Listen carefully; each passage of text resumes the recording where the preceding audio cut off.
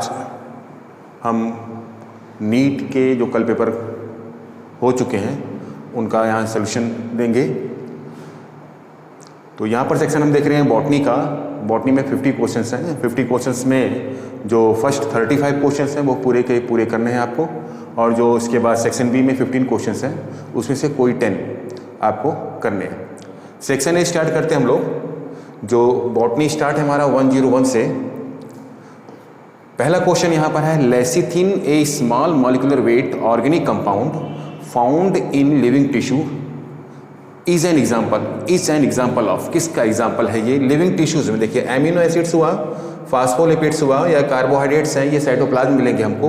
तो हमारे पास amino acids, glycerides और कार्बोहाइड्रेट्स साइटोप्लाज्म मिलेंगे। फास्फोलिपिड इसका राइट आंसर है, क्योंकि फास्फोलिपिड से किसका कंपोनेंट है? सेल मेम्ब्रेन का। तो टिश्यू में जो हमको मिलेगा सबसे, वो क्या मिलेगा? फास्फोलिपिड्स। एमिनो एसिड्स मोनोमर हैं जो कि साइटोप्लाज्म में ही मिलेंगे हमको।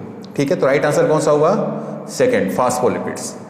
क्वेश्चन नंबर 102 देखते हैं। तो how many molecules of ATP and NADP, ठीक है, एडेनोसिन ट्राइफॉस्फेट और nicotinamide adenine dinucleotide phosphate are required for every molecule of CO2 fixed in Calvin cycle. Calvin cycle में एक CO2 के फिक्सेशन के लिए कितने ATP और NADP जरूरी हैं या यूज होते हैं?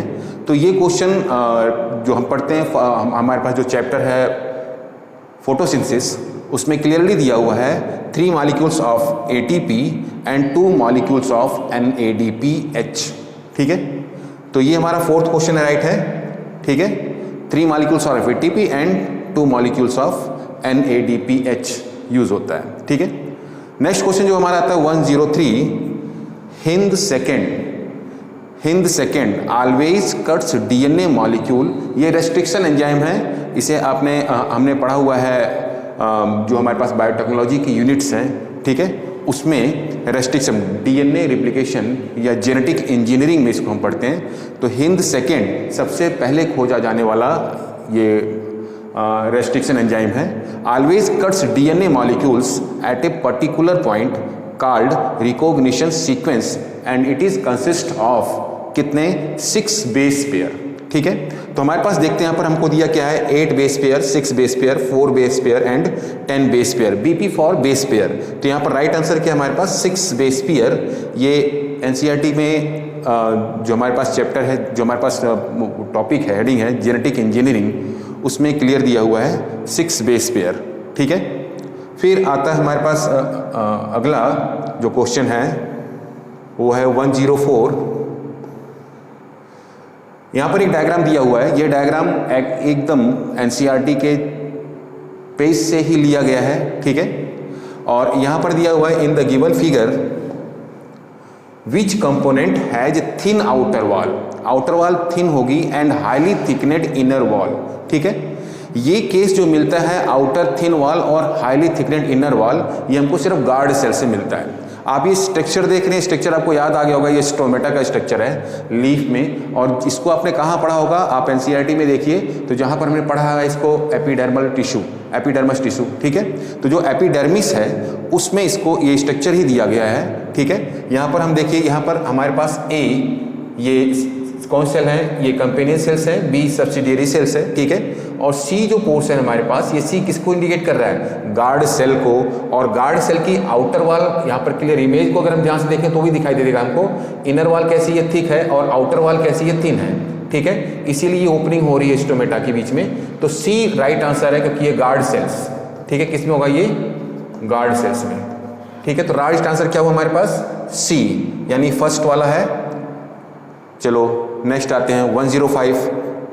The cofactor of the enzyme carboxy peptidase. ठीक है, कार्बोक्सी पेप्टिडेज का जो कोफैक्टर है वो कौन सा है? कोफैक्टर हमारे पास कार्बोक्सी पेप्टिडेज का एक ही है, और वो है जिंक। फ्लेविन, नियासिन या हीम हीमोग्लोबिन से रिलेटेड होता है। ठीक है, niacin nicotinamide adenine dinucleotide NADP के लिए है, फ्लेविन एडेनोटाइड FAD के लिए है। तो हमारे पास कोफैक्टर कौन है कार्बोक्सी पेप्टिडेज का? जिंक। ठीक है, आगे चलते हैं हम लोग। अगला जो क्वेश्चन है हमारे पास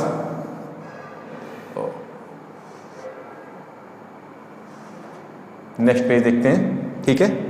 हाँ, ये 106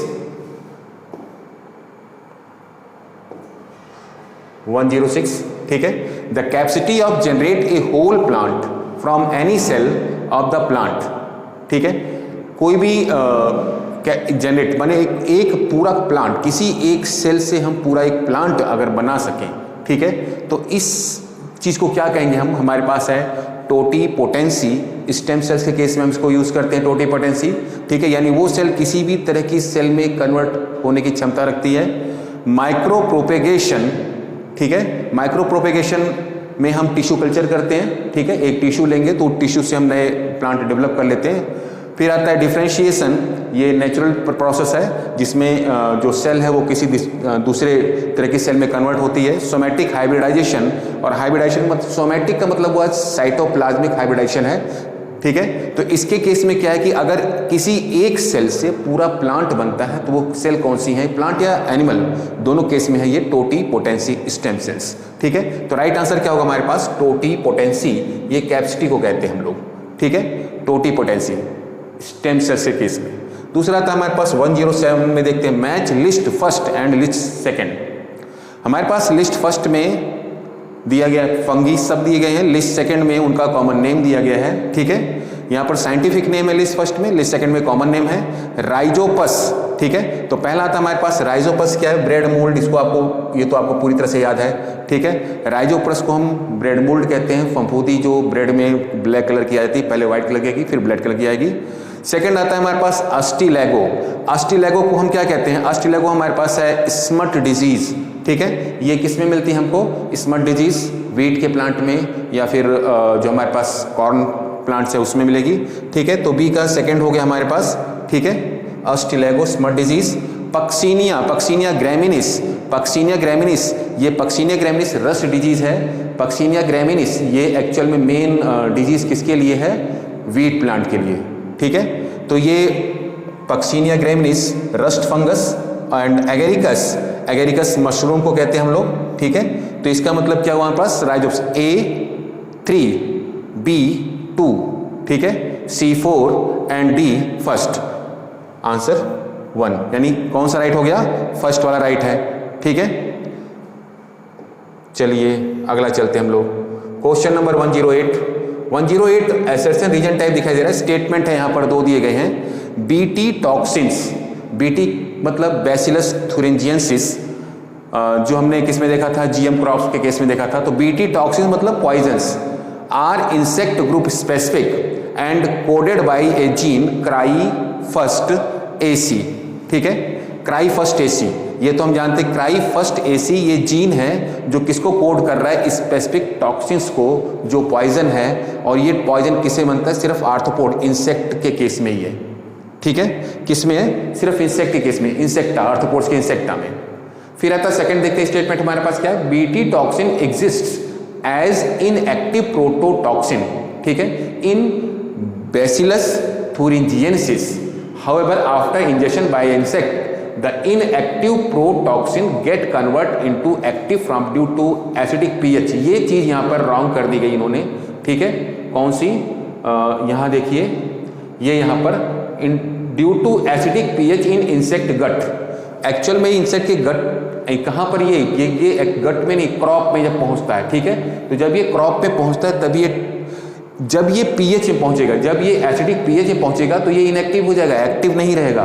तो यहाँ पर ये चीज़ रॉन्ग हो गई हमारे पास, ठीक है। इसलिए अब हम देखते हैं, स्टेटमेंट फर्स्ट तो राइट है हमारे पास, लेकिन स्टेटमेंट सेकंड रॉन्ग हो गया, और वो रॉन्ग सिर्फ एसिडिक pH की वजह से हुआ। इसलिए क्या लिखेंगे हम लोग? Both statement, first statement true, दोनों ये रॉन्ग हमारे पास। फर्स्ट स्टेटमेंट सेकंड दोनों रॉन्ग नहीं है, statement first is true and statement second is false. तो राइट आंसर क्या हुआ हमारे पास? 3। ओके, नेक्स्ट क्वेश्चन देखते हैं। तो नेक्स्ट क्वेश्चन जो हमारा है 109, जो 109 है 109, इसमें देखिए क्वेश्चन यह, विच of the following is an example of actinomorphic flower. Actinomorphic मतलब हो गया रेडियल सिमेट्री, ठीक है। इसका मतलब हुआ कि अगर हम किसी फ्लावर को कट करते हैं किसी भी प्लेन से तो वो डिफरेंट पार्ट में डिवाइड होगा, equal, different equal part, more than 2 equal part में डिवाइड होगा। और दूसरा जो फ्लावर हमारा होता है वो जाइगोमॉर्फिक है, यानी उसको हम सिर्फ 2 पार्ट में ही डिवाइड कर सकते हैं, 2 से ज़्यादा में डिवाइड नहीं कर सकते, या फिर असिमेट्रिकल हो सकता है, ठीक है। लेकिन यहाँ पर क्वेश्चन क्या है, एक्टिनोमॉर्फिक, ये हमारा एक्टिनोमॉर्फिक फ्लावर है, ठीक है। चलो अब यहाँ देखते हैं हमारे पास जो ऑप्शन है धतूरा, कैशिया, पाइजम, सेसबेनिया, इसमें कैशिया, पाइजम, सेसबेनिया ये तीनों एक ही फैमिली से रिलेटेड है, लेग्यूम से, ठीक है। ये सिर्फ लेग्यूम के हैं, लेग्यूमिनेसी फैमिली से हैं। और लेग्यूमिनेसी फैमिली की कैरेक्टरिस्टिक है कि उसके सभी फ्लावर जाइगोमॉर्फिक होंगे, ये, ठीक है, यानी जाइगोमॉर्फिक हो गए। तो हमारे पास बचा क्या, धतूरा। राइट आंसर क्या होगा, एक्टिनोमॉर्फिक फ्लावर का फर्स्ट धतूरा, ठीक है। ये सभी रॉन्ग हो जाएंगे क्योंकि ये सभी किससे हैं, लेग्यूमिनेसी फैमिली से हैं, यानी उसमें जाइगोमॉर्फिक फ्लावर होगा। सिर्फ धतूरा है जिसमें एक्टिनोमॉर्फिक फ्लावर होगा, ठीक है। तो 109। इसके बाद हम आगे चलते हैं next page.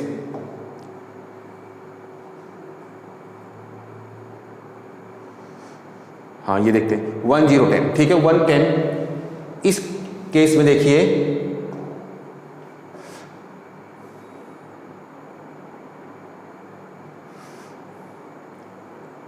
the type of conservation in which the threatened species are taken out from their natural habitat and placed in a special setting where they can protected and given special care, ठीक है। अगर हम किसी conservation, एक type of conservation है जिसमें हम किसी भी ऐसी स्पीसीज को जो लगभग खत्म होने वाली है, ठीक है, उसको उसकी नेचुरल हैबिट से, उसकी अपनी नेचुरल हैबिटेट से हटाकर, उसके नेचुरल स्थान से हटाकर कहाँ पर ले जाएं, एक स्पेशल सेटिंग में लेकर जाएं जहाँ पर उसको हम प्रोटेक्ट करते हैं। तो ऐसे केसेस को क्या कहेंगे, देखिए यहाँ पर इन सिचु कंजर्वेशन का मतलब होता है कि हम उसको उसी के प्लेस पर कंजर्व करते हैं। जैसे नेशनल पार्क हो गए हमारे पास, ठीक है।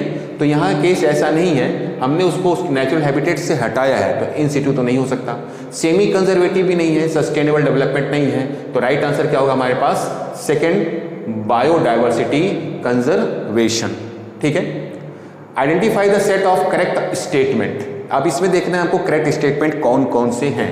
यहाँ पर हमको 5 स्टेटमेंट दिए गए। The flowers of Vallisneria, Vallisneria flower कैसा होता है, एक्वेटिक होता है। एक्वेटिक का मतलब क्या हुआ, ये वाटर में मिलेगा। तो flower of Vallisneria are colourful, Vallisneria का फ्लावर कलरफुल होता है। एंड प्रोड्यूस नेक्टर, और नेक्टर प्रोड्यूस करेगा क्या, अगर ये एक्वेटिक में है तो इसमें जो पॉलिनेशन होगा वो एक्वेटिक मोड का ही होगा, ठीक है। और एक्वेटिक मोड के लिए किसी भी अट्रैक्शन की जरूरत नहीं है, ठीक है, किसी रिवॉर्ड की जरूरत नहीं है किसी इंसेक्ट के लिए। तो इसका मतलब क्या हुआ कि यहाँ पर कलरफुल और नेक्टर नहीं है, ठीक है, ये एब्सेंट होंगे, यानी हमारे पास ए वाला तो रॉन्ग हो गया।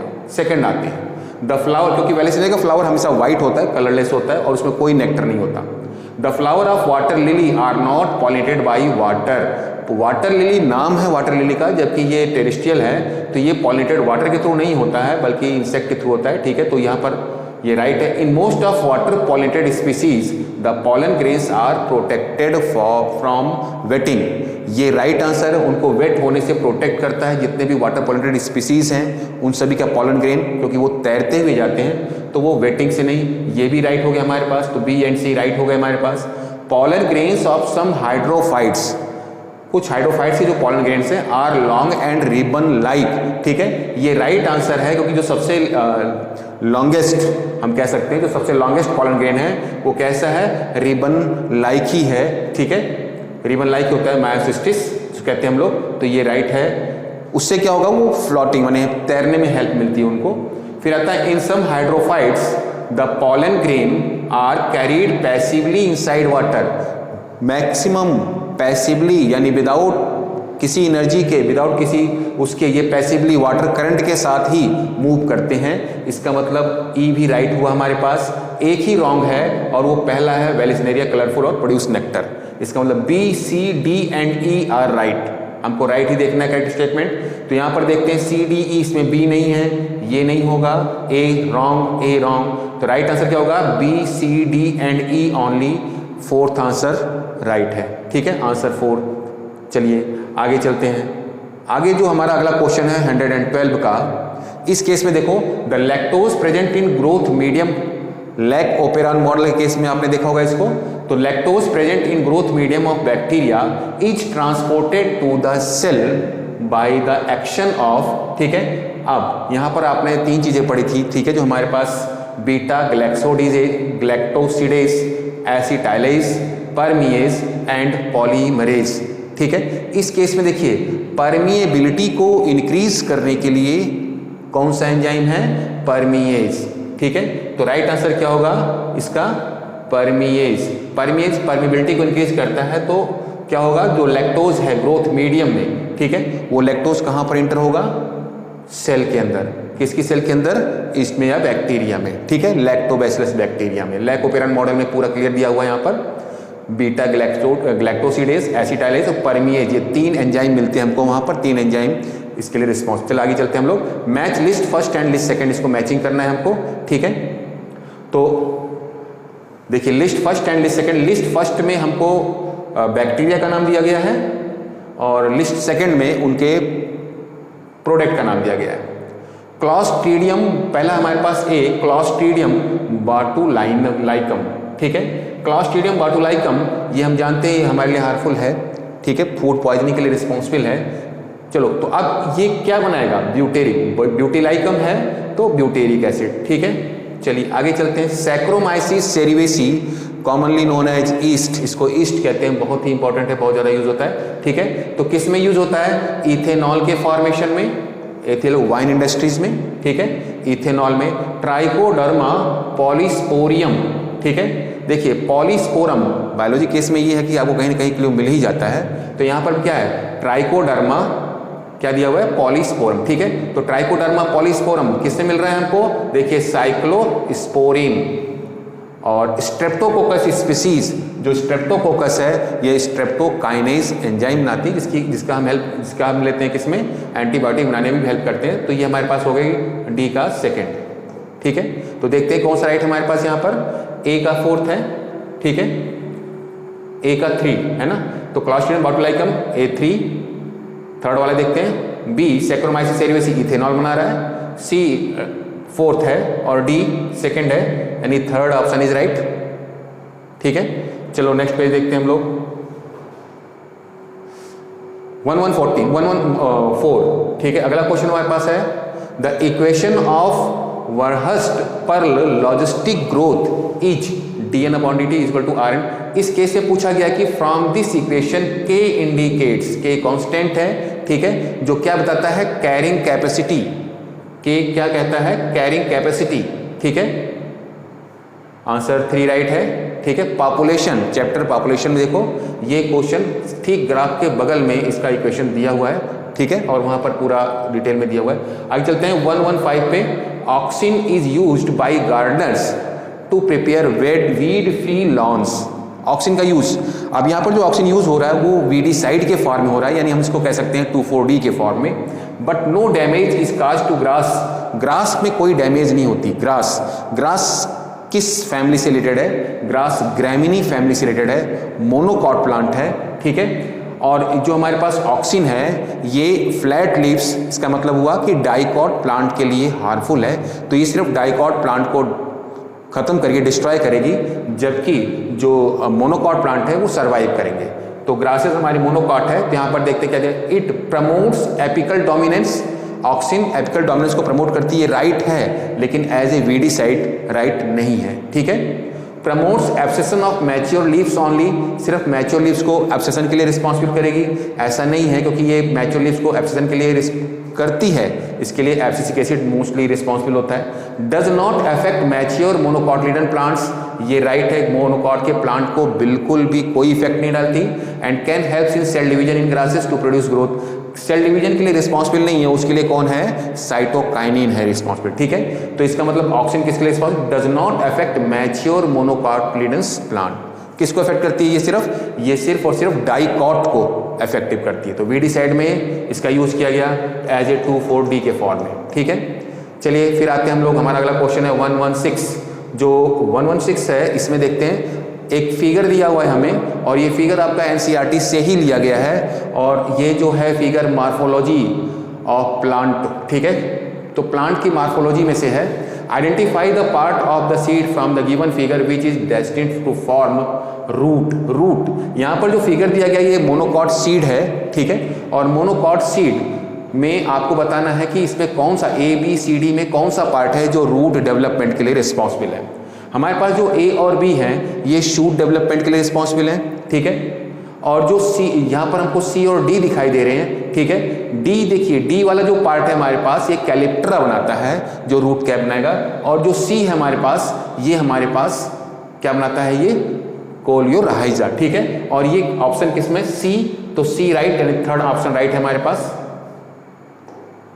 थर्ड राइट है, ठीक है। क्योंकि C क्या है, कोलियोराइजा है, B क्या है, कोलियोप्टाइल है। कोलियोप्टाइल किसके लिए रिस्पॉन्सिबल है, स्टेम के लिए, ठीक है, प्लीम्यूल्स के लिए बनाने के लिए। और ये किसके लिए रिस्पॉन्सिबल है, रूट्स के लिए, यानी रेडिकल्स की तरह से काम करता है, ठीक है। डी जो है हमारे पास कैलिप्टरा है जो रूट कैप बनाएगा, तो राइट आंसर क्या हुआ, सी, थर्ड वाला। फिर अगला क्वेश्चन आता है हमारे पास 117। इस केस में इसमें देखते हैं हम लोग, इसमें स्टेटमेंट है हमारे पास दो, given below are two statements. पहला स्टेटमेंट दिया गया है parenchyma is living but collenchyma is dead tissue. अब देखो यहाँ पर पैरेन्काइमा लिविंग है बट कोलेनकाइमा रॉन्ग हो गया पहले ही, तो कोलेनकाइमा डेड टिश्यू नहीं होता बल्कि लिविंग टिश्यू होता है, ठीक है। स्क्लेरेन्काइमा डेड टिश्यू होता है, तो स्क्लेरेन्काइमा यहाँ दिया नहीं है। स्टेटमेंट फर्स्ट ये हमारा फॉल्स हो गया ऑलरेडी पहले ही। फॉल्स क्यों हुआ, क्योंकि यहाँ पर इन्होंने क्या कर दिया है, कोलेनकाइमा को डेड कर दिया, ये लिविंग है, ठीक है, लाइव टिश्यूज है। सेकंड केस में आते हैं जिम्नोस, सेकंड स्टेटमेंट दिया है gymnosperm lack xylem vessels but presence of xylem vessels is the characteristics of angiosperm. Statement second एकदम राइट है। जिम्नोस्पर्म में जाइलम वेसल्स नहीं होती, सिर्फ क्या रहती है, ट्रैकिड्स, ठीक है। और लेकिन ये एंजियोस्पर्म की स्पेसिफिक कैरेक्टरिस्टिक है कि वहां पर जाइलम वेसल और जाइलम ट्रैकिड दोनों होंगे, ठीक है। तो statement first is wrong but statement second is right. देखते हैं यहाँ पर कौन सा राइट है, statement first is false but statement second is true, यानी फोर्थ ऑप्शन हमारा सही है, ठीक है। नेक्स्ट पेज पे चलते हैं हम लोग। अगला जो क्वेश्चन आता है 118 करके, इस केस में क्या है कि these are regarded as major cause of biodiversity loss, ठीक है। बायोडाइवर्सिटी लॉस के लिए कौन कौन रिस्पॉन्सिबल है, कौन कौन उसके रिस्पॉन्स, ठीक है। देखते हैं हम यहाँ पर, पहला दिया है ओवर एक्सप्लॉयटेशन, ठीक है। बायोडाइवर्सिटी ओवर एक्सप्लॉयटेशन, जहां पर भी ज्यादा होगा जनरेशन तो वहां पर डाइवर्सिटी हमेशा कम होने लगती है। कोई एक स्पीसीज ज्यादा ग्रो करेगी तो बाकी सभी स्पीसीज को वो खत्म कर देगी। तो पहला केस हमारा ओवर एक्सप्लॉयटेशन, ठीक है, राइट है। फिर आता है हमारे पास को एग्जिस्टेंस, ठीक है। तो को एग्जिस्ट मतलब एक साथ अगर दो एग्जिस्ट हो रहे हैं तो वहां कंपटीशन बढ़ेगा, ठीक है। तो कंपटीशन बढ़ेगा तो कोई ना कोई तो एक डेवलप होगा, दूसरा डीजेनरेट हो जाएगा। तो बी भी हमारे पास राइट है बायोडाइवर्सिटी लॉस के लिए। तीसरे केस में आता है म्यूटेशन। म्यूटेशन जेनेटिकली होता है, ठीक है। इस केस में बायोडाइवर्सिटी लॉस नहीं होती बल्कि बायोडाइवर्सिटी डेवलप होती है, ज्यादा होती है। जितना म्यूटेशन होगा उतनी डाइवर्सिटी बढ़ती जाएगी, ठीक है। वेरिएबलिटी बढ़ती जाएगी, वैरायटी बढ़ती जाएगी। तो म्यूटेशन जो है ये लॉस के लिए रिस्पॉन्सिबल नहीं है, ठीक है। तो सी हमारा नहीं लिखेंगे। हैबिटेट लॉस एंड फ्रेगमेंटेशन, ठीक है। अगर हैबिटेट लॉस हुआ तो डाइवर्सिटी लॉस होगी। जैसे अगर जंगल काट दिए गए तो वहां पर जितने भी एनिमल्स हैं उनकी भी पॉपुलेशन धीरे धीरे कम होती चली जाएगी, तो वहां पर डाइवर्सिटी कम होगी। पॉपुलेशन मतलब सिर्फ एक सिंगल नहीं बल्कि अलग अलग एनिमल्स सभी कम होने लगेंगे। तो डी भी हमारे पास राइट है। माइग्रेशन, बायोडाइवर्सिटी लॉस केस में माइग्रेशन है, तो माइग्रेशन के केस में क्या है कि अगर वहां से कुछ हटते हैं तो माइग्रेट पे सारे के सारे पूरी की पूरी एक पॉपुलेशन नहीं हटती है, कुछ ही हटती है। अगर एक पॉपुलेशन हटेगी तो डाइवर्सिटी बढ़ेगी क्योंकि वहां म्यूटेशन के चांसेस बढ़ जाते हैं, ठीक है। तो हमारे पास माइग्रेशन कोई स्पेसिफिक वो नहीं है। तो हमारे पास राइट क्या हुआ, ए बी एंड डी, और ए बी डी हमें किस में मिल रहा है, फोर्थ ऑप्शन में। तो फोर्थ ऑप्शन हमारा राइट हो गया, ठीक है। अगला जो हमारे पास क्वेश्चन आता है 119, ये है which one of the following is not a criterion for classification of fungi.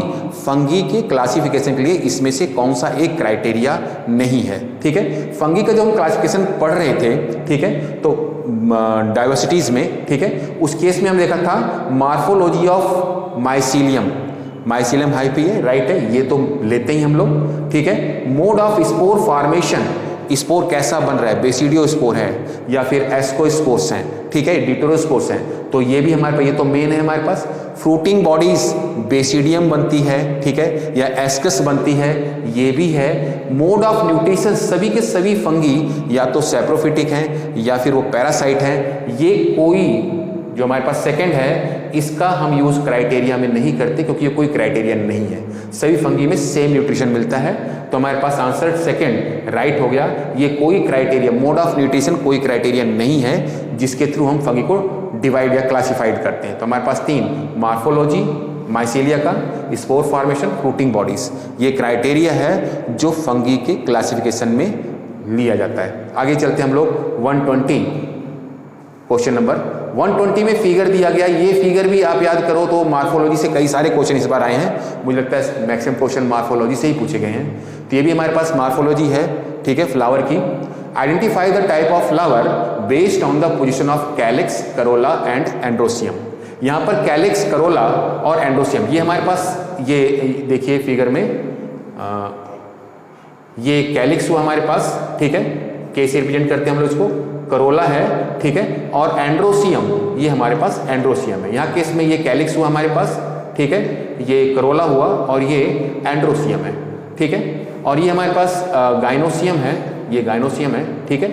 यहाँ पर देखते हैं with respect to the ovary, gynoecium को क्या कह रहे हैं हम लोग, ओवरी भी कह रहे हैं। इस ओवरी के केस में अब बताना है from the given figure A and B, हमारे पास ए और बी फिगर है। आप याद करो जो एनसीईआरटी की बुक है मार्फोलॉजी में, यहाँ पर 4 फिगर दिए गए थे, लेकिन क्वेश्चन में उन्होंने 2 ही दिए, और दोनों के केस में क्या है, जो ओवरी है ना तो ये पूरी तरह से इंफीरियर है और ना ये पूरी तरह से सुपीरियर है। अगर ओवरी सुपीरियर होती तो फ्लावर हाइपोगाइनस होता, अगर ओवरी इंफीरियर होती तो फ्लावर एपिगाइनस होता, ठीक है। लेकिन इस केस में क्या है, ना तो ये सुपीरियर है ना ही ये इंफीरियर है, यानी कि दोनों के केस में हमें क्या मिलेगा, जो फ्लावर है, हमको क्या देखना है, टाइप ऑफ फ्लावर, तो फ्लावर कैसा होगा, दोनों केस में पेरीगाइनस, ठीक है। तो यहां पर देखते हैं एपिगाइनस, हाइपोगाइनस रॉन्ग है, हाइपोगाइनस, एपिगाइनस ये भी नहीं होगा। ऑप्शन 3 देखो, ठीक है, पेरीगाइनस, एपिगाइनस ये भी नहीं होगा, सॉरी।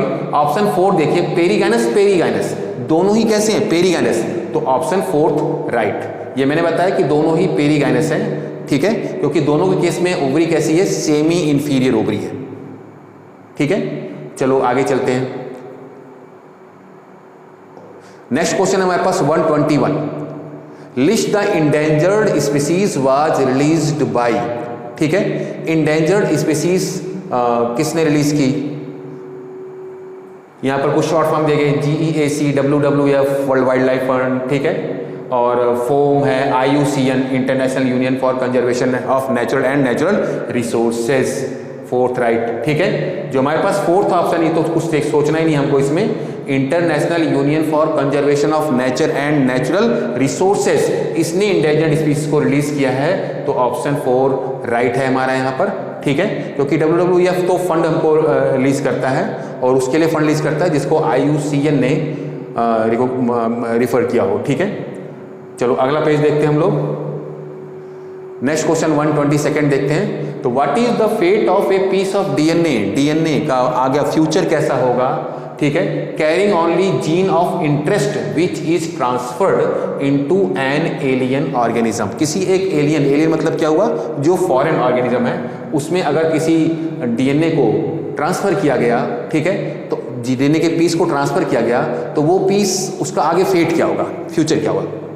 पहला ऑप्शन दिया गया, इसमें पहला दिया गया हमारे पास, the piece of DNA would be able to multiply itself, वो पीस जो डीएनए का है वो मल्टीप्लाई कर सकता है itself independently in the progeny cells of the offspring. ऐसा नहीं होता, ठीक है, जब तक वो उसके जीनोम से अटैच नहीं होगा तब तक वो अपने आप से मल्टीप्लाई नहीं कर सकता, ठीक है।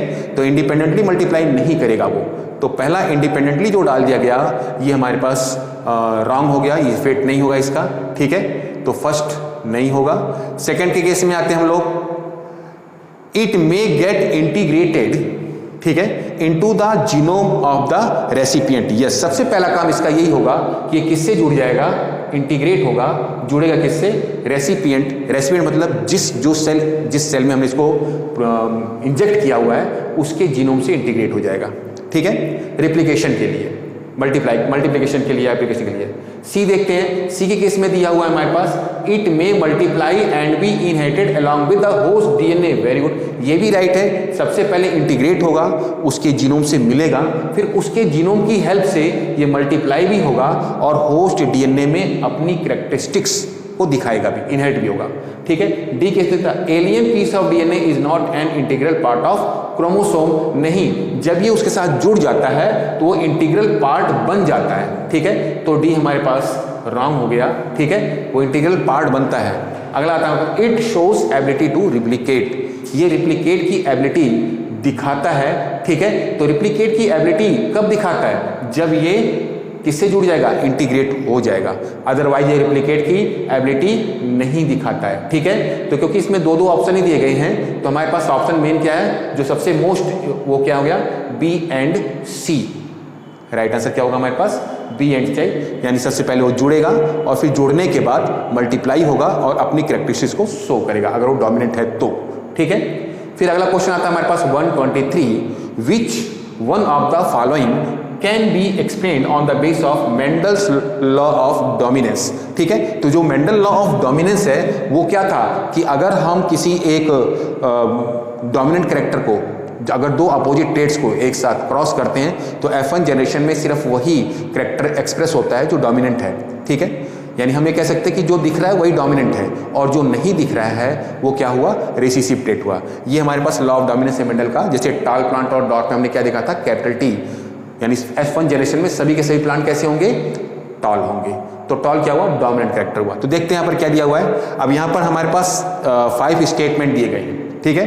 तो out of 1 pair of factor देखो, मेंडल ने जो जीन्स है, जीन्स उस समय नहीं था, ठीक है, उनको जीन्स का पता नहीं था तो उन्होंने फैक्टर वर्ड यूज किया था, ठीक है। तो out of 1 pair of trait या factor, 1 is dominant and other is recessive, ठीक है। तो जो पहला यहाँ पर दिया गया, क्या दिया गया कि इनमें से एक डोमिनेंट होगा और एक रिसेसिव होगा। वेरी गुड, ये राइट है, ठीक है, क्योंकि पहला लॉ ऑफ डोमिनेंस यही है कि जो दिखाई देगा वो डोमिनेंट होगा और जो F1 जनरेशन नहीं दिख रहा है वो रिसेसिव होगा।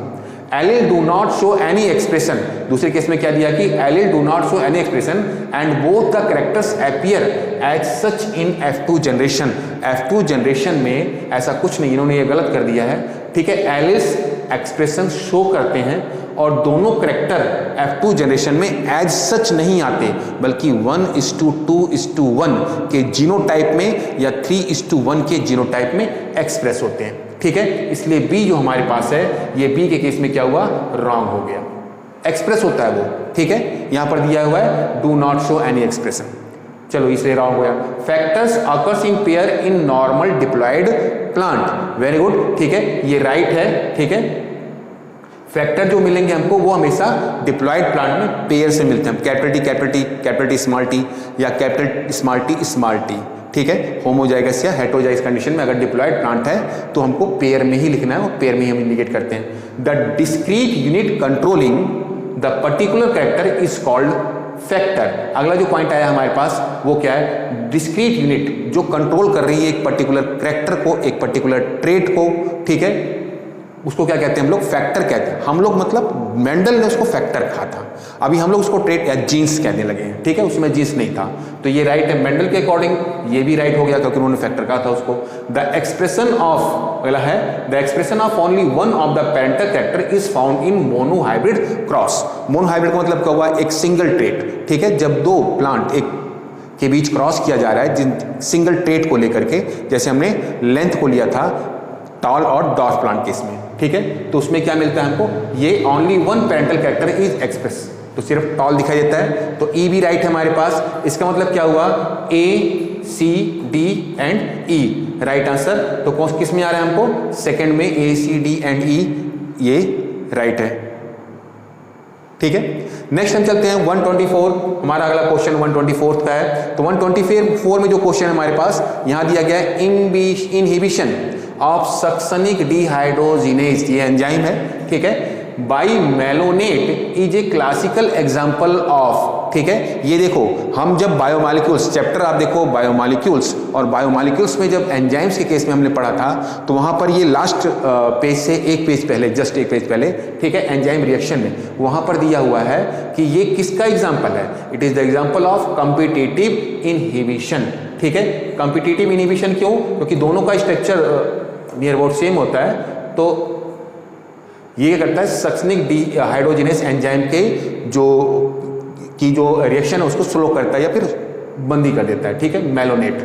तो इसलिए क्या कॉम्पिटिटिव इनहिबिशन हो गया। ये इनहिबिट मतलब होता है किसी को सप्रेस करना, ठीक है, कम करना। अगला आता है हमारे पास फॉर्मेशन ऑफ इंटरफेसिकुलर कैम्बियम। आपने दो पढ़ा था, intrafascicular and interfascicular cambium from fully developed parenchyma cell is an example of. देखो हमारे पास जब ये हमने पढ़ा था, जब हमने एनाटॉमी पढ़ा था, ठीक है, फ्लावरिंग बॉडीज की, तो वहां पर हमने देखा था कि अगर हमारे पास ये पेरिसाइकिल हुई, पेरिसाइकिल के बाद ये हमारे पास वेस्कुलर बंडल्स हैं, ठीक है, तो यहाँ पर कैम्बियम है। कैम्बियम किससे मिलेगा? सिर्फ डाइकॉट मिलता है, ठीक है। तो इनको क्या कहते हैं? इंट्राफेसिकुलर। ये क्या है हमारे पास? इंट्राफेसिकुलर है, और ये हमारे पास पैरेन्काइमेटस सेल है, ठीक है। इस सेल के बीच में बाद में क्या होता है, सेकेंडरी ग्रोथ के समय, ठीक है, एक सिंगल लेयर बनती है किसकी? कैम्बियम की। तो जो यहां पर कैम्बियम बन रहा है ये इंटरफेसिकुलर कैम्बियम है। Interfascicular, intrafascicular. क्वेश्चन में आया हुआ है कि इंटरफेसिकुलर किसमें है? ये है हमारे पास पिथ में, ठीक है। तो इस केस में क्या मिलेगा? ये किसका एग्जांपल हमारे पास है? D differentiation. फिर से डिफरेंशिएशन होता है। पहले जो हमारे पास कौन से थे, ये मेरिस्टेमिक टिश्यू था, कन्वर्ट हुआ किसमें? वो कन्वर्ट हुआ पैरेन्काइमा सेल में, और पैरेन्काइमा परमानेंट सेल है, और ये परमानेंट सेल फिर से किसमें डिफरेंशिएट हुई? मेरिस्टम में। तो क्या हुआ हमारे पास? डी डिफरेंशिएशन को कहते हैं हम लोग। राइट आंसर 3 हुआ, ठीक है। अगला क्वेश्चन अगला पेज देखते हैं हम लोग। 126 केस में दिया हुआ है spindle fibres attach to kinetochores. ये केस देखिए, सेल डिवीजन याद आ गया होगा आपको। काइनेटोकोर्स से क्रोमोसोम कब होते हैं? मेटाफेज में, ठीक है, सेकेंड फेज मेटाफेज। इसमें कुछ बताना नहीं है आपको, पूरा याद होगा आपको, ठीक है। काइनेटोकोर्स जो प्रोटीन है उससे अटैच होता है स्पिंडल फाइबर। 127 देखते हैं। Tropical region shows greatest level of species richness, ठीक है। जो ट्रॉपिकल रीजन है उनमें स्पीसीज रिचनेस बहुत ज्यादा, सबसे ज्यादा दिखाई देती है। क्यों? ठीक है, तो रीजन देखते हैं हम लोग। यहां पर हमारे पास दिया हुआ है, a tropical latitudes had remained relatively undisturbed for million of years, hence more time was available for species diversification. Very good, right है, हमने उसमें कोई इंटरफेयर नहीं किया है, ठीक है। अमेजन और ये कांगो बेसिन और अमेजन बेसिन जो है, जो जंगल फॉरेस्ट हैं, वहाँ पर डाइवर्सिटी बहुत ज़्यादा क्यों है? क्योंकि वहाँ पर ह्यूमन एक्टिविटी बहुत कम है। Tropical environments are more seasonal. B के केस में क्या दिया है? ट्रॉपिकल इन्वायरमेंट मोरली सीजनल, ऐसा नहीं है, ठीक है, सीजनल नहीं है वहाँ पर, तो ये हमारे पास नहीं है ऐसा, क्योंकि वहाँ पर पूरे ईयर सेम इन्वायरमेंट बना रहता है, सीजन बना रहता है। More solar energy is available in tropic. Solar energy मिलती है ज़्यादा, क्यों मिलती है? ठीक है, इसलिए क्योंकि वहाँ पर डायरेक्ट सनलाइट हिट होती है, ठीक है, सीधी सनलाइट होती है, स्लैंटी सनलाइट नहीं आती, तो ज़्यादा energy. Constant environment promote niches specialisation, ठीक है, ये भी है क्योंकि वहाँ का इन्वायरमेंट कैसा होता है? कॉन्स्टेंट होता है, ठीक है। सीजनल देखिए रॉन्ग किया था हमने, कैसा होता है? कॉन्स्टेंट होता है, इसलिए स्पेशल जो ये स्पेशलाइजेशन होता है वो मतलब स्पीसीज बनने के लिए वो प्रमोट करता है, उसको एक अच्छा हैबिटेट देता है। Tropical environments are constant and predictable. Tropical environment constant होते हैं, प्रेडिक्टेबल है कि आगे कैसे क्या होना है। तो एक ही रॉन्ग है हमारे पास, कौन सा? B.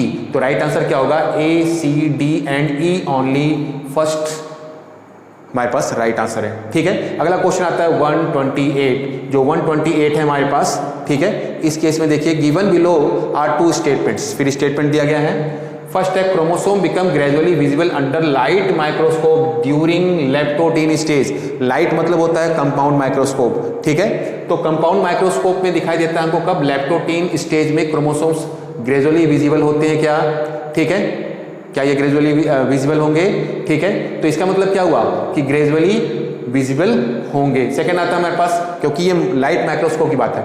The beginning of diplotene stage is recognised by dissolution of synaptonemal complex. Synaptonemal complex में डिप्लोटीन, ठीक है, ये दिखता है हमको। तो in the light of above statement दोनों की दोनों ही राइट है हमारे पास। अगर दोनों राइट हैं तो हम क्या करेंगे, इसमें देखिए both statement first and statement second are true, right है, ठीक है। फिर आता है 129 क्वेश्चन, देखिए match list first with list second. List first और लिस्ट सेकंड को आपको मैच करना है। लिस्ट आई हुई है, पहले में आपको क्या दिया गया है, सेल ऑर्गेनेज दिए गए हैं और दूसरे में उसके फंक्शन, ठीक है। तो पहला दिया गया nucleolus, site of formation of glycolipid, organisation of the like cartwheel, site of active ribosomal RNA synthesis, ठीक है। तो राइट आंसर क्या होगा, जो न्यूक्लियोलस होता है वहां पर क्या बनता है, राइबोसोम्स, ठीक है। तो पहला हो गया हमारे पास न्यूक्लियोलस, कहां पर है, site for active ribosomal RNA synthesis. फिर आता है सेंट्रियोल किसके, site for formation of glycolipid for strong nutrients organise, ये देखिए organisation like the cartwheel. Centriole जो होता है, ठीक है, सेंट्रियोल किसके लिए, कार्टविल की तरह काम करता है, ठीक है। ल्यूकोप्लास्ट, ठीक है, ल्यूकोप्लास्ट के केस में देखिए ल्यूकोप्लास्ट क्या काम क्या इसका, for storing nutrients. Different type of leucoplast मिलता है, किसके लिए रिस्पॉन्सिबल है, फूड स्टोर करने के लिए। गोल्जी अपरेटस ग्लाइकोलिपिड्स, ठीक है। तो राइट आंसर क्या होगा हमारे पास, A3, ठीक है, B सेकेंड, C 4, ठीक है, और D फर्स्ट, यानी ऑप्शन फर्स्ट इज राइट, ठीक है। नेक्स्ट पेज देखते हैं हम लोग 130, ठीक है। 130 किसमें, bulliform cells are responsible for, जो बुलीफॉर्म सेल्स हैं वो किसके लिए रिस्पॉन्सिबल है, inward curling of leaves in monocot, ठीक है। बुलीफॉर्म सेल्स कुछ लार्ज सेल होती हैं, ठीक है, जो बड़ी बन जाती हैं, उन्हीं को हम लोग बुलीफॉर्म कहते हैं। उनका मेन फंक्शन ये होता है कि वो जो लीव्स इनको कर्लिंग मतलब मोड़ने काम करते हैं, ठीक, कर्ल बना देती हैं। तो यहाँ पर दिया हुआ है पहला option, inward curling of leaves in monocots, monocot से मिलती है। Protecting the leave from salt stress, ठीक है, नहीं। Increased photosynthesis in monocots, photosynthesis तो बाकी सारी सेल्स कर ही रही हैं, ठीक है, ये इंक्रीज नहीं करता बल्कि उसका C4 पाथवे जो है वो इंक्रीज करता है। Providing large space for storage of sugar की स्टोरेज के लिए पैरेन्काइमस सेल है, ठीक है। तो राइट आंसर क्या होगा, first inward curling of leaves in case of monocots. 131 question देखते हैं हम लोग, ए पिंक फ्लावर्ड स्नैपड्रैगन प्लांट, ठीक है, स्नैपड्रैगन यहाँ पर क्या मिलेगा हमको, यहाँ पर मिलेगा हमको, क्योंकि यहाँ पर देखिए डोमिनेंट है कोई, इनकम्प्लीट डोमिनेंस केस मिलता है। Pink flowered snapdragon plant was crossed with a red flowered snapdragon plant. What type of phenotype मतलब जो दिखाई दे रहा है, are expected in the progeny में कौन सा फिनोटाइप दिखाई देगा। हमने फ्लावर कौन सा लिया है, पिंक और स्नैपड्रैगन। तो पिंक का मतलब क्या हुआ, सपोज दैट हमने रेड लिया है तो कैपिटल आर, ठीक है। जब इसको हमने किससे किया, कैपिटल आर स्मॉल आर, ठीक है। तो क्या मिलता है हमको, कैपिटल आर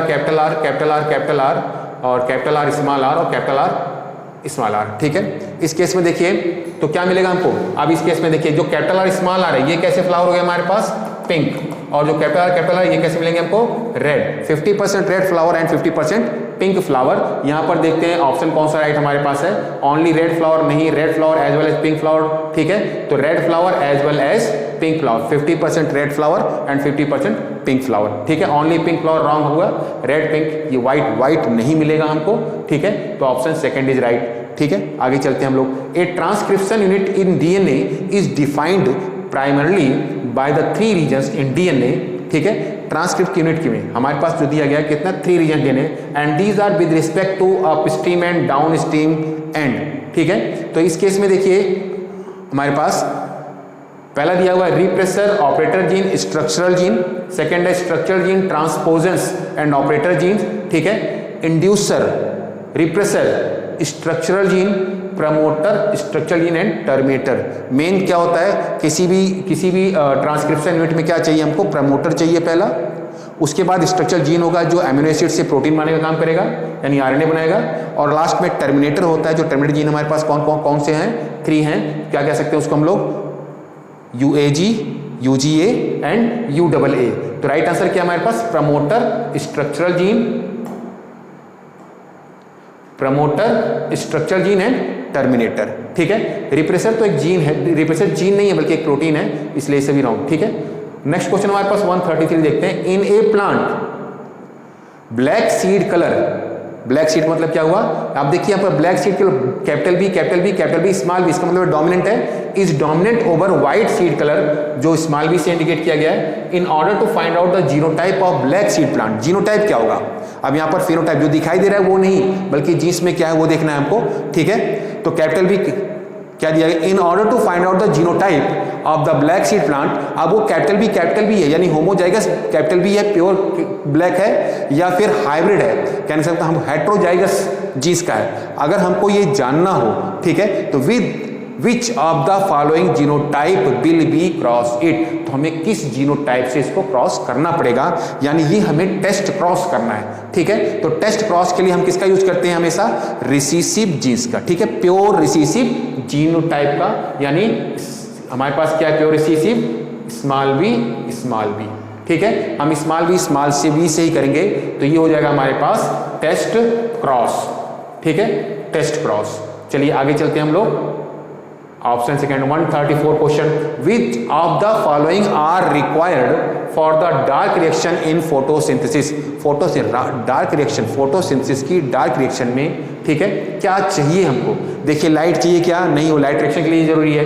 क्लोरोफिल चाहिए क्या हमको, क्लोरोफिल हमको चाहिए, नहीं चाहिए। क्यों नहीं चाहिए, कि क्लोरोफिल लाइट एब्जॉर्ब करता है, तो लाइट से रिलेटेड हमको ना तो लाइट चाहिए और ना ही क्लोरोफिल चाहिए। CO2 चाहिए, कार्बन फिक्सेशन केल्विन साइकिल में होता है फर्स्ट फिक्सेशन, तो C राइट है। ATP भी चाहिए और NADP भी चाहिए, 3 ATP, ठीक है, एंड 2 NADP चाहिए और कार्बन डाइऑक्साइड चाहिए, ठीक है। तो हमारे पास choose the correct answer from the option given below. Correct answer क्या होगा, C, D एंड E, और C, D, E दिया गया किसमें, ऑप्शन 3, ठीक है, ऑप्शन 3 राइट। तो ये हो गया हमारे पास ऑप्शन 3 134 का। आगे चलते हैं हम लोग नेक्स्ट 135 क्वेश्चन देखिए। 135 नंबर जो हमारे पास है, match list first with list second. First list और सेकंड लिस्ट, फर्स्ट में क्या दिया हुआ है, सेकंड में क्या, सेकंड में टाइप ऑफ क्रॉस या टाइप ऑफ उस प्रोसेस को क्या कहते हैं हम लोग, और फर्स्ट में उसकी डेफिनेशन दी गई है, वन वर्ड सब्स्टिट्यूट की तरह से है। तो 2 और more alternative form of a gene, ठीक है, 2 या 2 से ज्यादा फॉर्म जीन के क्या कहलाते हैं, हमेशा हम क्या कहते हैं इसको, एलिल्स, ठीक है। जैसे capital T small T capital T small T, ये क्या है, एक एलिल है, ठीक है। तो पहले केस में क्या हो गया हमारे पास, एलिल, क्या कहेंगे इसको, allele. Cross of F1 progeny, filial first progeny with homozygous recessive parent, ठीक है। होमोजाइगस मतलब अभी इससे जस्ट पहले हमने क्वेश्चन जो देखा था वो टेस्ट क्रॉस दिया था हमने, ठीक है। अगर हमने क्या लिया है, रिसेसिव पेरेंट लिया है, सो क्या कहेंगे, test cross. Cross of F1 progeny with any of the parent, तो बैक क्रॉस, ठीक है। And number of chromosome set in plant, क्या कहते हैं, ploidy, haploidy, diploidy, triploidy, last में पॉलीप्लॉइडी, ठीक है। तो हमारे पास ऑप्शन कौन सा राइट होगा इसमें, इस केस में A का 3, ठीक है, यहाँ देखो B का 4, ठीक है, फिर हमारे पास C का फर्स्ट है और D जो है हमारे पास वो सेकंड है, तो राइट आंसर कौन सा होगा, 3, ठीक है। तो ये तो 135 यानी 35 क्वेश्चन से दो आपको पूरे के पूरे करने थे, इसमें आपका ऑप्शन नहीं था। चलिए अब हम चलते हैं अगले क्वेश्चन पर। ये क्वेश्चन हमारा 136 में देखिए, the DNA present in chloroplast. Chloroplast का DNA कैसा होगा, ऑप्शन यहाँ पर दिया है, linear double standard, circular double standard, linear single standard and circular single standard. Chloroplast और माइटोकॉन्ड्रिया दो जो सेल ऑर्गेनेल्स हैं, हमें जानते हैं ये प्रोकैरियोटिक सेल की तरह से होते हैं, तो इनका DNA कैसा होगा, सर्कुलर DNA होगा, और वो भी कैसा होगा, डबल स्टैंडर्ड, ठीक है। तो circular double standard answer second, chloroplast and mitochondria case में, ठीक है। तो आंसर सेकंड हमारा राइट हो गया। क्वेश्चन नंबर 137 चलते हैं, match list first with list second, ठीक है। तो यहाँ पर हमारे पास मैचिंग है, एक यहाँ पर दिया हुआ है लिस्ट फर्स्ट और लिस्ट सेकंड, तो हमें मैच करना है यहाँ पर ये क्वेश्चन। यहाँ पर देखिए पहला लिस्ट 1 में दिया है रॉबर्ट मे। रॉबर्ट मे, हम जानते हैं रॉबर्ट मे ने क्या कहा था, रॉबर्ट मे ने कहा था कि जो डाइवर्सिटी है, डाइवर्सिटी स्पीसीज की, ठीक है, वो नियर अबाउट 7 बिलियन है, ये इन्होंने कहा था। ये कोई रजिस्टर्ड नहीं है, लेकिन उन्होंने अपना एक ऑप्शन दिया था। तो रॉबर्ट में ये दिया हुआ है global species diversity about 7 million, ठीक है। हम यहाँ देखते हैं, यहाँ पर देखिए अब हमारे पास सेकंड में दिया हुआ है A3 और फोर्थ में दिया हुआ है A3, तो हम अब B को भी देखते हैं। अलेक्जेंडर वॉन हैम्बोल्ट, ठीक है। अलेक्जेंडर वॉन हैम्बोल्ट ने क्या दिया था हमको, रिलेशनशिप दिया था इसका, इससे पहले क्वेश्चन आ चुका है इक्वेशन में, ठीक है। तो वो क्या है हमारे पास, species area relationship, Alexander von Humboldt. तो अगर हम देखें तो ये हमारे पास सेकंड में A3B1 क्लियर हो रहा है, तो बाकी अभी और बाकी मैच करने की जरूरत ही नहीं है, हमारे पास एक आंसर सेकंड इज राइट, ठीक है। सी में दिया हुआ है, देखिए पॉल एनलिच, नोनपर, रॉबर्ट पॉपर हाइपोथेसिस और डेविड टिलमैन है। तो long term ecosystem experiments using outdoor plots, तो ये तो हमारा सेकंड ऑलरेडी क्लियर हो चुका है हमारा, ठीक है। आगे चलते हैं हम लोग, क्वेश्चन नंबर 138 जो है इसमें दिया हुआ है मैच लिस्ट, फिर हमको लिस्ट मैच करना है, list first and list second. List first में है कुछ प्लांट्स के नाम है, रोज है, पी है, कॉटन है, मैंगो है, ठीक है। और सेकंड में दिया हुआ है ट्विस्टेड एस्टिवेशन या पेरीगाइनस टाइप का फ्लावर है, ठीक है। ये भी हमारा मार्फोलॉजी से रिलेटेड क्वेश्चन है। तो रोज, पी, कॉटन, मैंगो, इस केस में आप देखो हमारे पास मैंगो दिया हुआ है डी, तो डी मैंगो क्या है, ड्रूप है, ठीक है। तो डी मतलब 3, ठीक है। इसके बाद हम आते हैं मार्जिनल प्लेसेंटेशन जो दिया हुआ है, किस में होता है हमारे पास, पी में होता है, ठीक है। किस में होगा, पी में मार्जिनल प्लेसेंटेशन, ये पी के केस में ये मार्जिनल प्रेजेंटेशन कहते हैं इसको हम लोग, ठीक है। और ड्रूप पे तो आपको मालूम ही, हमने दिखाया भी। फिर आता है हमारे पास क्या, रोज है और कॉटन है। कॉटन के केस में कॉटन की फैमिली कौन सी है, कॉटन की फैमिली है मालवेसी, और मालवेसी के केस में हम जानते हैं कि उसमें क्या होता है, ट्विस्टेड एस्टिवेशन, इस तरह से ट्विस्टेड एस्टिवेशन होगा, तो कॉटन में हो गया ट्विस्टेड एस्टिवेशन। और रोज हमारे पास पेरीगाइनस फ्लावर है, ठीक है, पेरीगाइनस फ्लावर है। इसका मतलब हम मैच करेंगे तो ए सेकेंड हमको 2 मिल रहा है फर्स्ट में और फोर्थ मिल रहा है, पी फोर्थ, बी कौन सा है, फोर्थ में है, तो ये हमारे पास कौन सा, फर्स्ट ऑप्शन राइट है, ठीक है। फिर आते हैं हमारे पास which of the following statement is correct regarding the process of replication in E coli, Escherichia coli, ठीक है। प्रोसेस, रिप्लिकेशन का प्रोसेस, रिप्लिकेशन मतलब क्या हुआ, एक डीएनए से दूसरा बनना। तो सबसे पहले क्या होता है, the DNA dependent DNA polymerase catalyses polymerisation in one direction and that is 3-5, ठीक है। दूसरा केस में क्या दिया हुआ है कि द डीएनए, इस केस में देखिए डीएनए डिपेंडेंट डीएनए पॉलीमरेज 3-5, 3-5 में तो डायरेक्शन होता ही नहीं पॉलीमराइजेशन, वो हमेशा 5-3 में देखना है हमको। तो 5-3 में हमारे पास बाकी सभी 5-3 और 5-3, यहाँ देखते हैं हम लोग, the DNA dependent RNA polymerase कैटलाइजेस, DNA dependent RNA polymerase कैटलाइजेस, तो डीएनए डिपेंडेंट जो आरएनए पॉलीमराइजेशन होगा वो मैसेंजर आरएनए बनाता है, तो ये भी हमारे पास रॉन्ग हो गया, पहला रॉन्ग हो गया, सेकंड रॉन्ग हो गया। The DNA dependent DNA polymerase catalyse polymerisation in 5-3 as well as 3-5, दोनों ही डायरेक्शंस में नहीं, क्योंकि इसके रेशियो कोली के केस में है जहां पर सर्कुलर डीएनए है इसका, ठीक है। तो the DNA dependent DNA polymerase catalyses polymerisation in 5-3, ये हमारा आंसर 4 राइट हो गया, ठीक है। नेक्स्ट क्वेश्चन देखते हैं हम लोग, 140 क्वेश्चन में एक स्ट्रक्चर दिखाया जा रहा है हमको, जो एनसीईआरटी से ही लिया गया स्ट्रक्चर, ठीक है। इस स्ट्रक्चर में अगर हम लोग देखें तो स्ट्रक्चर में क्या दिख रहा है हम लोगों को, यहाँ पर ये बीच में गायनोसियम है और किनारे किनारे पर या तो ये स्टेमन है या तो फिर ये स्टिग्मा स्टाइल होगी, ठीक है।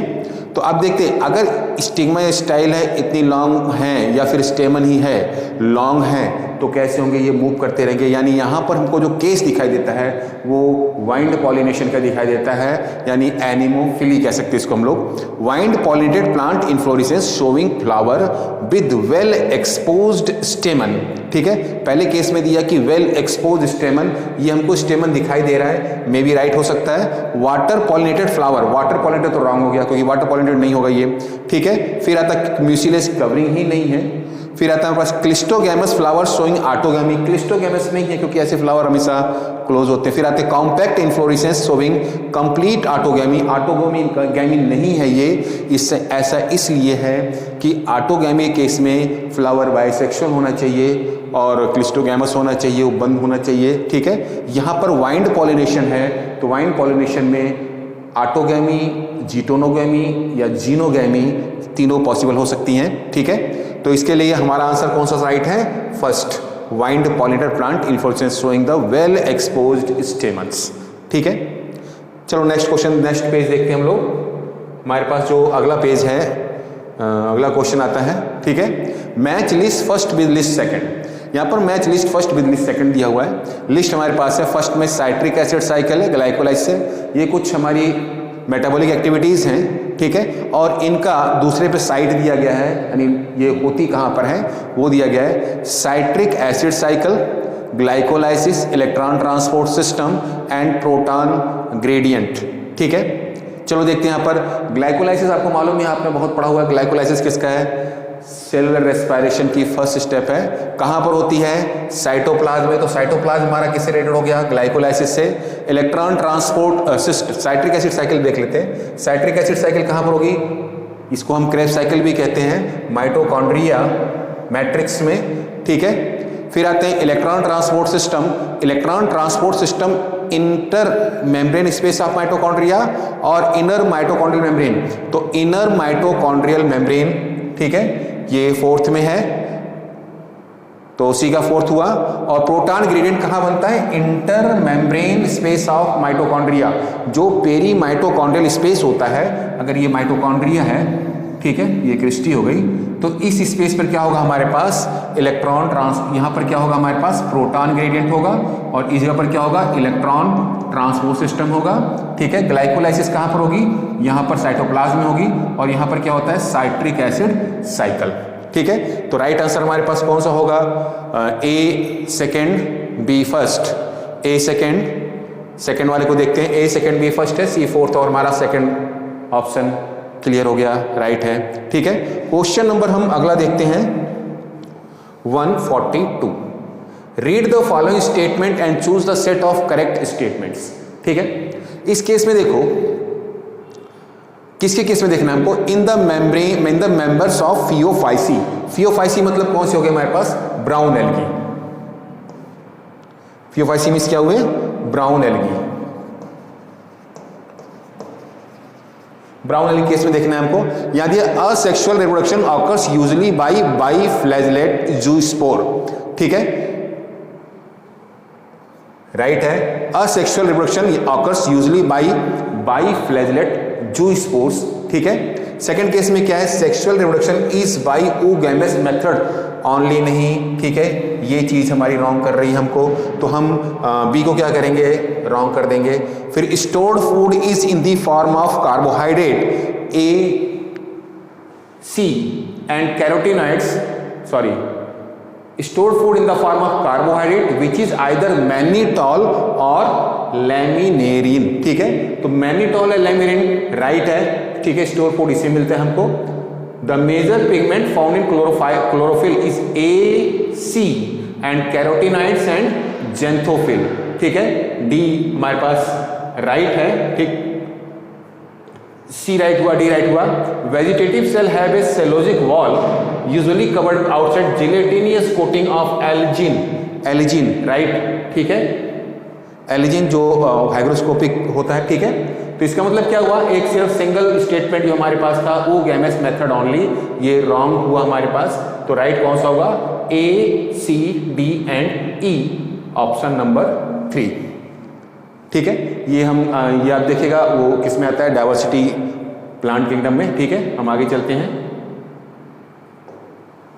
सीधे एनसीईआरटी से क्वेश्चन पूछे गए, सारे के सारे क्वेश्चन एनसीईआरटी से हैं। अगर हम पेपर को ओवरऑल देखें तो पेपर इजी है, ठीक है।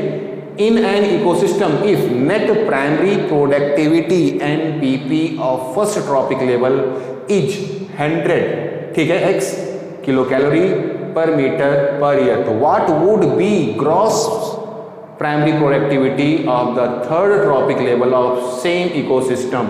सेम इकोसिस्टम में जो थर्ड ट्रॉपिक लेवल होगी उसमें कितना होगा? देखिए फर्स्ट ट्रॉपिक लेवल पे कितना है? 100x है, ठीक है। तो फर्स्ट ट्रॉपिक लेवल पर अगर 100x है तो इसका मतलब क्या होगा, सेकेंड ट्रॉपिक लेवल पे कितना हो जाएगा, वो हमको देखना कि इसमें थर्ड ट्रॉपिक लेवल में देखना है, ठीक है। तो सेकेंड ट्रॉपिक लेवल में कितना हो जाएगा, वो 10, थर्ड में कितना होगा 1, ठीक है। इस केस में अब अगर हमको जीपीपी देखना है तो कितना होगा, मल्टीप्लाई बाई 10, ठीक है। तो कितना आ जाएगा 10x किलो कैलोरी, ठीक है। तो 10x किलो कैलोरी ये किस में आता है हमारे पास, देखिए 10% लॉ ऑफ एनर्जी ट्रांसपोर्टेशन ये आपने पढ़ा हुआ है, उससे रिलेटेड है। तो क्या होगा हमारे पास 10x किलो कैलोरी पर मीटर स्क्वायर पर ईयर, ठीक है।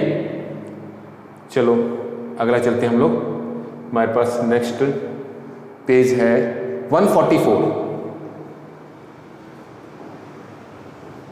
144 में क्या लिया, match list first and list second. Matching question इस बार कुछ ज़्यादा ही आए हैं, है ना। ग्लूट जो ग्लू वर्ड बना है ग्लूकोज से बना हुआ है, ठीक है। तो इसका करता है, ये काम क्या होता है, ट्रांसपोर्टेशन ऑफ ग्लूकोज, ठीक है, किसमें, सेल के अंदर।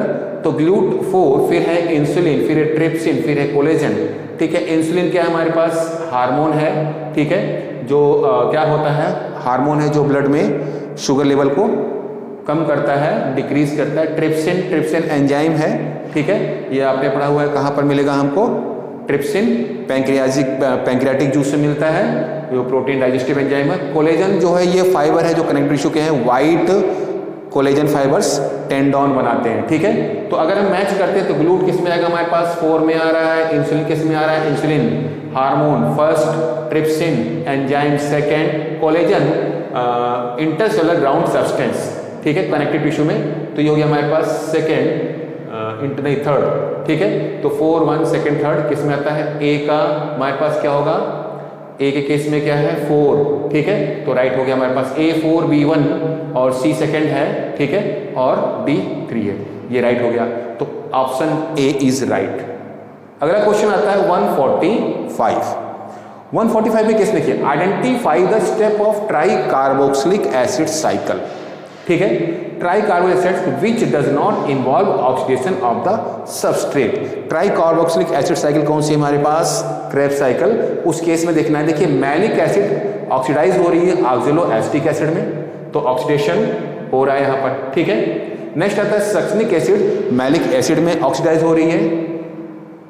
आइसोसाइट्रिक एसिड अल्फा कीटोग्लूटेरिक एसिड में ऑक्सीडाइज हो रही है। सिर्फ एक केस है हमारे पास succinyl coenzyme A succinic acid में कन्वर्ट हो रहा है, ऑक्सीडाइज नहीं हो रहा है यहाँ पर, ठीक है। यानी यहाँ पर क्या रिलीज हो रहा है, CO2 रिलीज होता है, यहाँ पर CO2 निकलता है यहाँ से, ठीक है। तो अगर CO2 यहाँ से रिलीज हो रहा है तो ये क्या होगा हमारे पास, ऑप्शन 3 राइट है इस केस में, ठीक है। ये क्रेब्स साइकिल है, क्रेब्स साइकिल देखो। इसके बाद हम आते हैं और आपको ये याद भी होगा 146 में दिया हुआ है statement first and statement second. Given below are 2 statements, 2 statement कौन कौन से, फर्स्ट है in C3 plants some O2 bind with rubisco. Rubisco आपको मालूम है सबसे ज्यादा मिलने वाला एंजाइम है पूरे वर्ल्ड में, मोस्ट एबोडेंट एंजाइम्स है बायो वर्ल्ड में। तो in C3 plants some oxygen binds with to rubisco, hence CO2 fixation is decreased, ठीक है। कुछ ऑक्सीजन रुबिस्को से बच जाती है, इसलिए CO2 फिक्सेशन डिक्रीज होता है, ठीक है। ऑप्शन क्या है यहाँ पर, इसका मतलब क्या ये ट्रू है, बिल्कुल ट्रू है। C3 प्लांट के केस में बिल्कुल सही है कि C3 प्लांट में जो सेल्स हैं वो अलग अलग नहीं हुई हैं, ठीक है। सारी की सारी मीजोफिल सेल्स हैं, सभी के सभी जो सेल्स हैं वो मीजोफिल सेल्स हैं, ठीक है, मीजोफिल टाइप की हैं, हम ये कह सकते हैं, ठीक है। तो वहां पर ऑक्सीजन बाइंड होता है रुबिस्को से, क्योंकि रुबिस्को कार्बन डाइऑक्साइड और ऑक्सीजन दोनों से ही बाइंड होता है, एफिनिटी दोनों के लिए है, इसलिए CO2 फिक्सेशन डिक्रीज होती है। लेकिन in case of C4 plant mesophil cells show very little photorespiration while bundle seed cell do not shows photorespiration। Mesophyll cell जो होती है बहुत कम फोटो रेस्पायरेशन नहीं, फोटो रेस्पायरेशन इज एब्सेंट।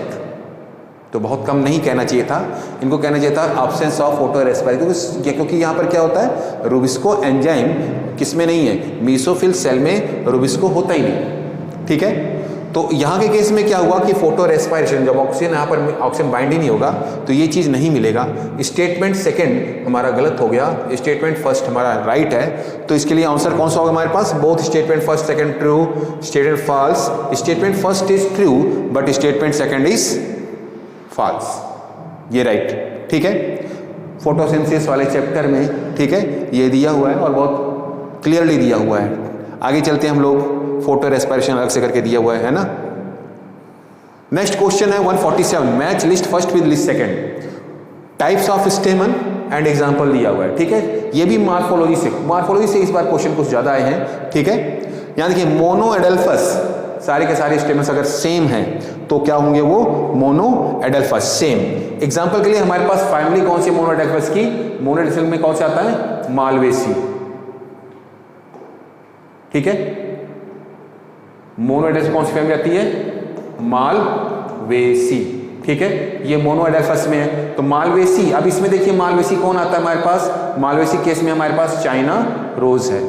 ठीक है, सेकंड आता है डाई एडेल्फस। डाई एडेल्फस केस में क्या होगा? जब हमारे पास दो स्टेमन टू ग्रुप में हो, एज फॉर एग्जांपल डाई एडेल्फस में हमारा कौन आता है? 9+1। अगर कौन है ये? लेग्यूमिनोसी। ठीक है, लेग्यूमिनेशन क्या होता है? 9+1 स्टेमन होता है, यानी दो ग्रुप में है, तो ये डाई एडेल्फस। तो मोनो एडेल्फस में क्या हुआ? फोर्थ। डाई एडेल्फस में क्या हुआ हमारे पास? सेकेंड। ठीक है, फिर आता है हमारे पास पॉली एडेल्फस और एपीफिलस। ठीक है, तो पॉली एडेल्फस किस में आता है हमारे पास? पॉली एडेल्फस में आता है सिट्रस के केस में। ठीक है, और एपीफिलस किस में आता है? लिली के केस में। तो अब हम देखते हैं हमारे पास राइट आंसर कौन सा होगा। देखते हैं, इसमें वो ऑप्शंस नहीं दिए गए हैं, नेक्स्ट पेज पर है। यहाँ तो क्लियर हो गया ना। मोनो एडेल्फस में कौन है हमारे पास? चाइना रोज, फोर्थ है। डाई एडेल्फस में कौन है? पीस है। पॉली मतलब सिट्रस है। एपीफिलस मतलब हो गया लिली। ठीक है, नेक्स्ट पेज देखते हैं, ऑप्शन में क्या दिया गया हमारे पास। Choose the correct answer from the option given below. ठीक है, इस केस में क्या देखा था हमने देखिए देखा था, मैं बैक कर रहा हूं, ए का 4, बी का सेकंड, इतना देके चलते हैं। ए का 4 हो गया और बी का हमारा सेकंड है। ठीक है, तो हमारे पास ऑप्शन क्या दिया था? ए का 4, बी का सेकंड, ए फर्स्ट ऑप्शन राइट है। ठीक है, सी में हमने देखा था पॉली एडेल्फस, सिट्रस, और डी के केस में क्या था हमारे पास? एपीफिलस। एपीफिलस में क्या था हमारे पास? लिली। ठीक है, तो option first is right. Match list first with list second. List first क्या है? Frederick Griffith. ये सब साइंटिस्ट के नेम हैं और इसके बाद यहाँ पर उन्होंने क्या देखा है उन्होंने, ठीक है, क्या खोजा है उसके विषय में दिया गया है। ठीक है, तो यहाँ देखिए फ्रेडरिक ग्रिफिथ, जो फ्रेडरिक ग्रिफिथ थे इन्होंने क्या? ट्रांसफॉर्मेशन। किसके लिए रिस्पॉन्सिबल? फ्रेडरिक ग्रिफिथ किसके लिए हैं? ट्रांसफॉर्मेशन। फ्रेडरिक ग्रिफिथ किसके लिए? ट्रांसफॉर्मेशन के लिए हैं। ठीक है, सेकंड आता है हमारे पास कौन? फ्रैंकोस जैकब एंड जैकब। ठीक है, तो जैकब एंड जैकब किसके लिए रिस्पॉन्सिबल है? Lac operon model. उन्होंने क्या बताया था हमें? Lac operon model. Lac for lactose sugar के लिए है। ठीक है, डॉक्टर हरगोविंद खुराना, इन्होंने जेनेटिक कोड दिया था। ठीक है, इसके लिए इनको नोबेल प्राइज भी मिला था। और इसके बाद मिस लॉन्स एंड स्टल, इन्होंने क्या दिया था हमको? Semi conservative mode of DNA replication. ठीक है, सेमी कंजर्वेटिव यानी हाफ बनाना नहीं है, सिर्फ आधे डीएनए को ही बनाना रहता है। तो देखते हैं ऑप्शन कौन सा राइट। फर्स्ट का थर्ड है। ठीक है, तो हमारे पास दो है, फर्स्ट के थर्ड।